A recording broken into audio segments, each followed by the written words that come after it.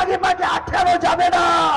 আজকে আগেবাকে আটকানোর জন্য অনেক পকেট নেতা বাড়িয়ে গেছে বিধানসভায় একটা টিকিট পাওয়ার জন্য, একটা এমপি এমএলএ হওয়ার জন্য। তারা আজকে মুসলিম ইস্যুগুলোকে নিয়ে, মুসলিম সেন্টিমেন্টকে নিয়ে সওদা করছে। আপনাদেরকে বলি, আপনারা নেতা চিনুন। নেতা যতক্ষণ না আপনারা চিনতে পারছেন, আপনারা কিন্তু বিফল।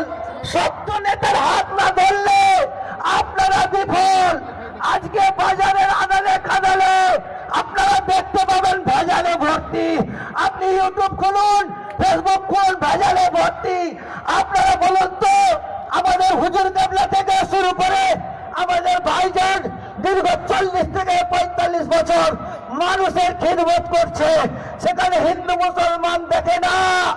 তারপরে সেই খিদমতের পিছনে কার কাছ থেকে একটা দাবি করে পয়সা নিয়েছে, হতে পারে ধর্মীয়, হতে পারে সামাজিক।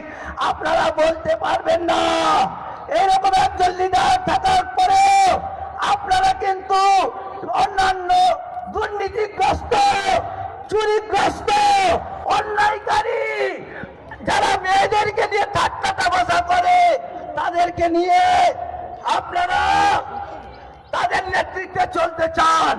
আপনাদের বলে যায় আমার ভাইজান সত্য, ভাইজানের নীতি সত্য, ভাইজানের কথা সত্য, ভাইজানের উদ্দেশ্য সত্য, ভাইজানের আইবা সংগঠন সত্য।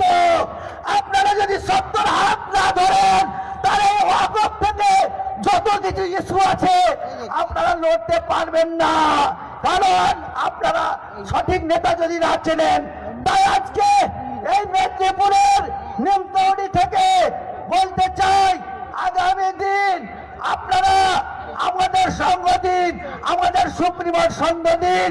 একটা সুন্দর সকাল উপহার দেব, যেখানে দুর্নীতিগ্রস্ত তৃণমূল দাঙ্গাবাজ বিজেপিকে গণতান্ত্রিক ভাবে তাদের কফিনে পেরেক মারবো। এই ওয়াদা আজকে তমলুকের মুখ থেকে করলাম। আইবা জিন্দাবাদ, ভাইজান জিন্দাবাদ, আইবা জিন্দাবাদ।